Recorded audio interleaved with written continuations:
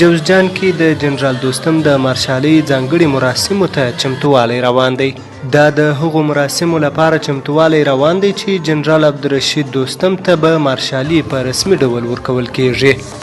دا چمتووالی په جوزجان ولایت کې روان دی. ویل کیږي چې رئیس جمهور محمد اشرف غني به هم پکې ګډون وکړي. د جنبش ګوند مرستیال عبدالله کرلک رسنیو ته ویلي دي چې یادو مراسمو کې حکومتي کسان، د سیاسي ګوندونو غړي، د بهرنیو هیوادونو استازي او د مصالحې عالي شورا مشر ډاکټر عبدالله ګډون کوي.